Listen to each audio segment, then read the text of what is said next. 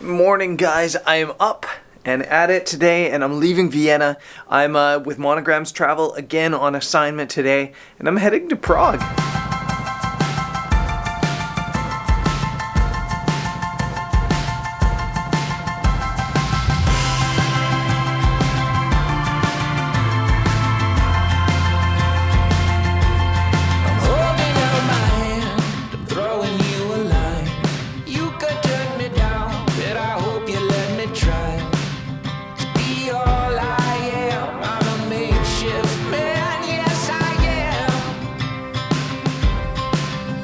If you're lonesome, I can be a friend. And if you're broken, I'll fix you up again. I wouldn't let you down. So we made it to Prague. I've been here for maybe 20 minutes and I've already made a massive mess. Forgive the mess, that's just how I roll. It's raining outside and it looks like it's gonna rain through sunset. So I'm gonna carry on this video to tomorrow morning. We're gonna shoot sunrise and sunset tomorrow. So lots of photo making coming up on the episode. I do need to say though, that this episode is sponsored by Squarespace. If you're looking for a place to house your photography portfolio, there's a bunch of awesome website templates that make it really easy for you to house your photography portfolio in a really professional looking way. So head over there, squarespace.com/BrendanVanson, and you'll get yourself a 10% discount on your first purchase over there. Where do we go when the leaves turn brown? Where do we hide when the sun goes down? What do we do when the fire goes out? Stay by my side, stay by my side. How do we dance when the music dies? So yesterday after the rain stopped and after sunset, I went out with a local guide here in Prague that Monogram's Travel set me up with to kind of just tour around and have a look at the city, learn some of the history and things like that. And it was really good, not only to learn a little bit about the city, but to get some ideas for photography. So I've got a couple ideas now, but even with the new ideas, I kind of want to go to the classics.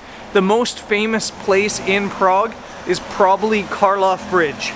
Maybe obviously the castle, but for photographers, Charles Bridge is like, that's the shot. So I think that's where I'm gonna head, even though it's a pretty busy photo location.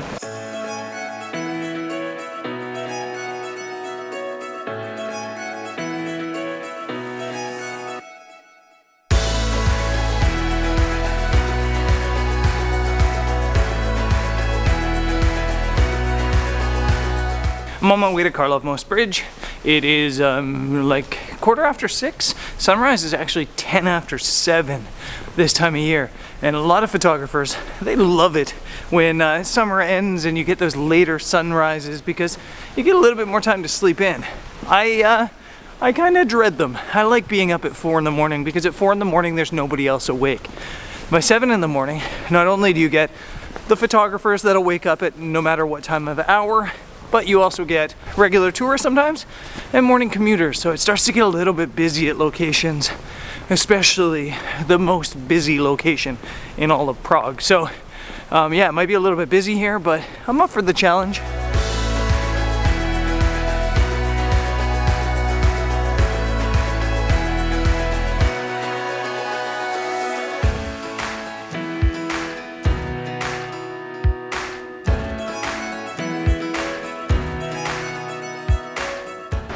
I'm glad I photographed this place like 8 years ago because it is busy on the bridge now. I'd say 50 to 100 people on the bridge. And actually not hardly any photographers. I think I saw one set of tripods. There was 2 like Chinese, I'm assuming, wedding photo shoots going on though. So definitely a challenge, but nothing I can't work around. The thing I definitely can't work around though is the light. It's heavily backlit and there's no clouds holding in light that way. So the photo I took is just not gonna work there, not at sunrise, and then at sunset it's too busy. So I'm gonna try to find another location. There's a bunch of swans in the water down that way, so I'm gonna see if I can find a place along the waterfront.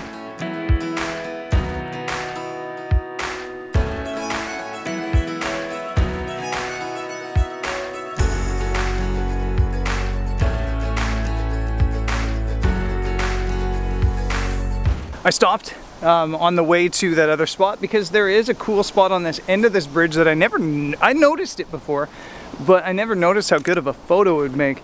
I'm basically opposite of where everybody takes photos, and you've got the castle in the background, you've got one of the gates, and then it looks like one cathedral peeking out there, and then you can kind of frame that whole scene within these two lamps.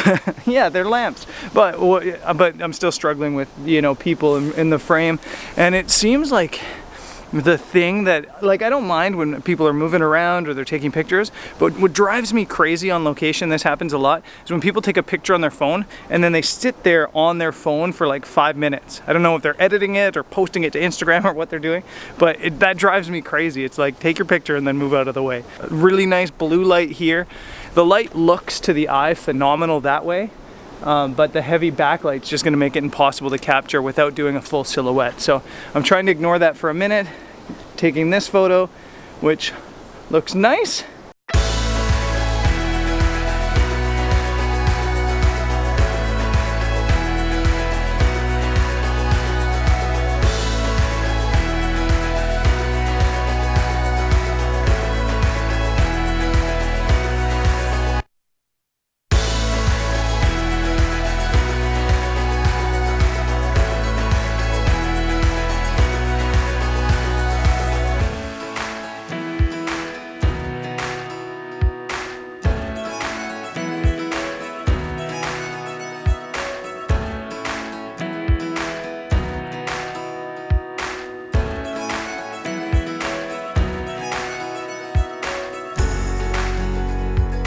Wow, it is so backlit. Everything is so backlit, and it's kind of a shame actually, because there are some high-level wispy clouds here and there.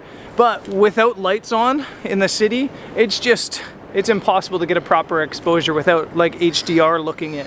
So I have tried though. I've got a 4-stop reverse grad on, trying to hold in the sky a little bit, and I've got a 3-stop hard grad on the bottom, because the darkest part of this image is just this thin layer through the middle on the buildings. The water's bright, the sky's bright, the buildings are dark. So that's how I'm trying to combat it. I don't know if it works, but I'm trying that.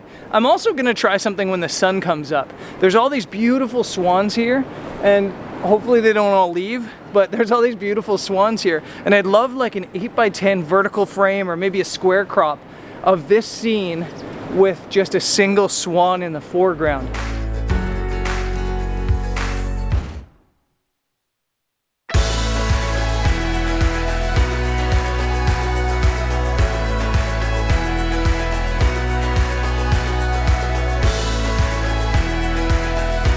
Normally when I'm on location, I know if the photos turned out right away, but I have no idea here. I honestly have no idea. The light is so harsh. It's beautiful to look at, but it's really harshly backlit.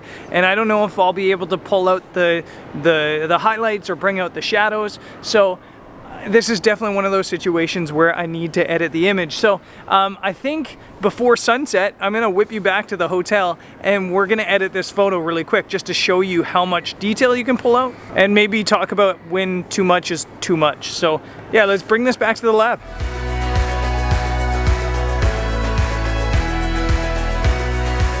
So I'm in the lab, and I actually think the images I shot midday on the photo walk with monograms were really good. I'm really happy with like the 3 or 4 images that came out of that.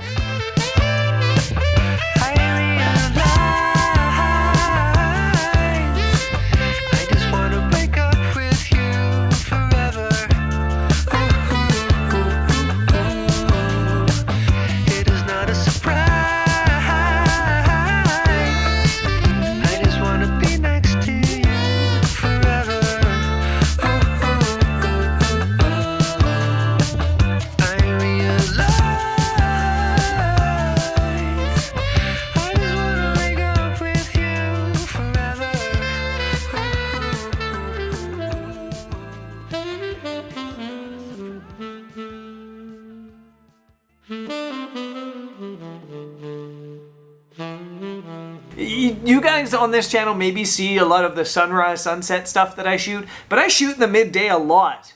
And sometimes in the midday you can get really good photos and sometimes you get really good light, and that was the scenario today.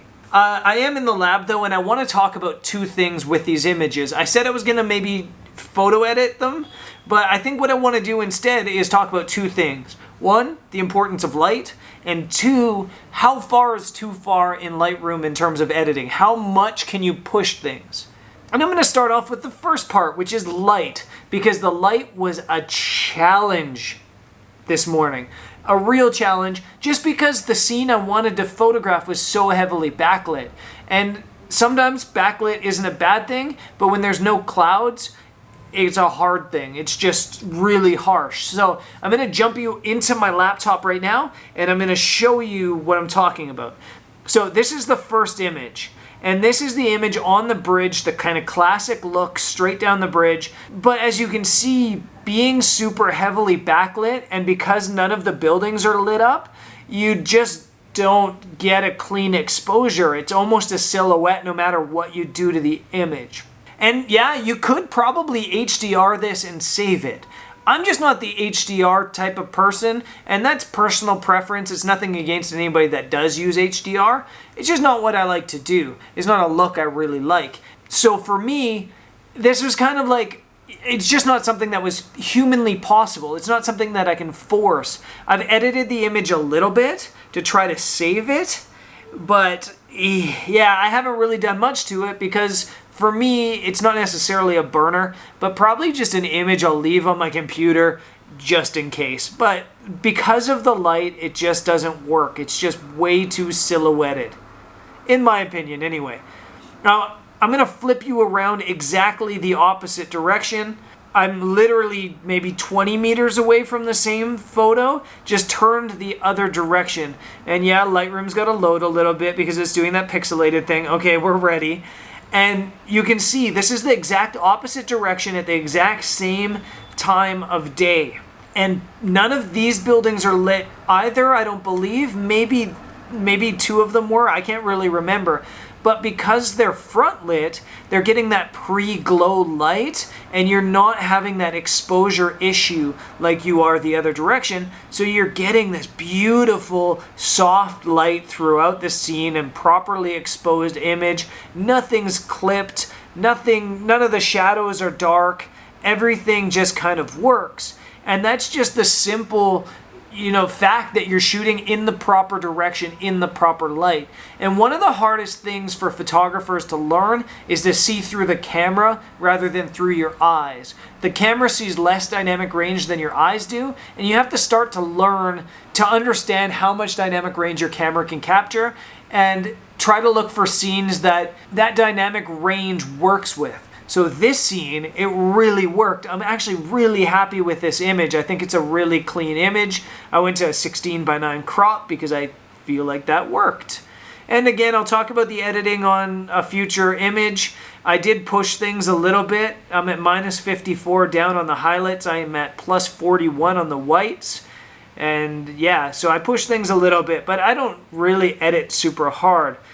That being said, I did edit super hard coming right up because again, I'm shooting straight into backlight, like directly into the backlight. And that is such a challenge if you want to get dynamic range and not go like HDR, blending images and stuff like that. So on this image, I actually had two different filters.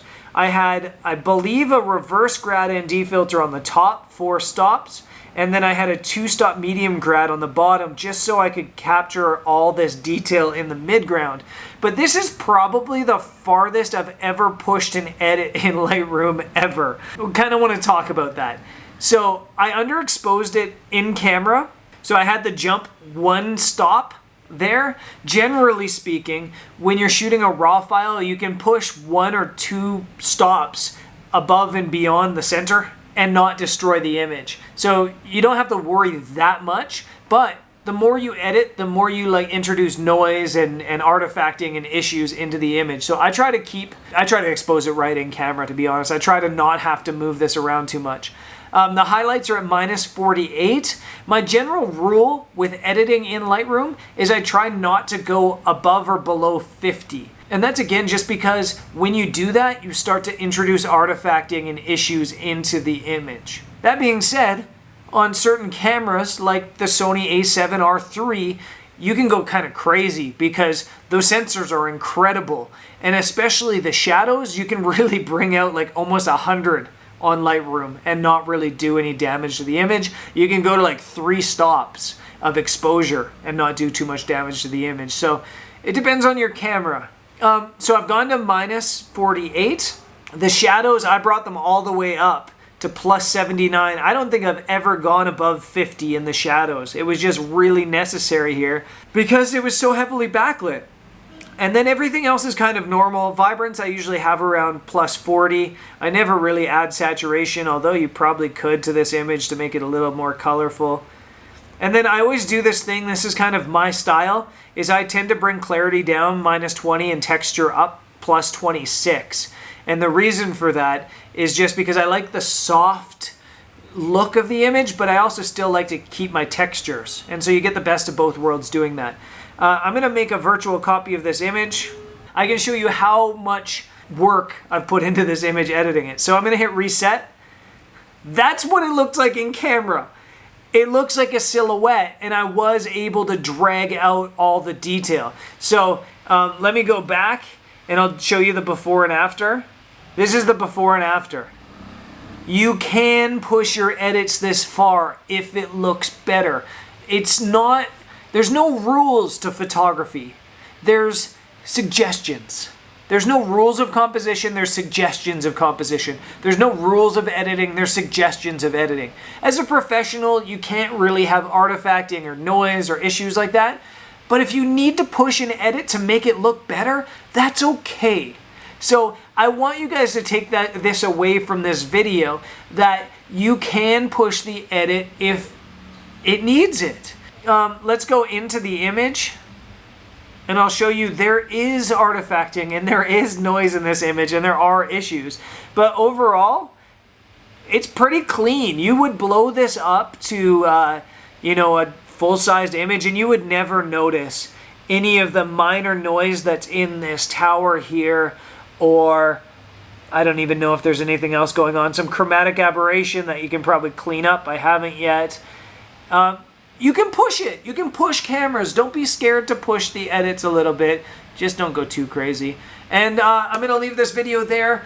If you're looking for a place to house your travel photography in a blog or a portfolio or something like that, this video is sponsored by Squarespace.com, and you get 10% off of a Squarespace website if you go to squarespace.com/Brendan Vanson. Tom and I actually used Squarespace for our Antarctica landing page, our Antarctica tour page, and it was so easy to do. I'm like shocked at how easy it was to do. So it definitely works. The edits, I think, worked today as well, and I'm really happy with how things went in Prague. And I guess I'll see you guys on the next episode. I've got one more from here in Prague. I'll see you there. Peace.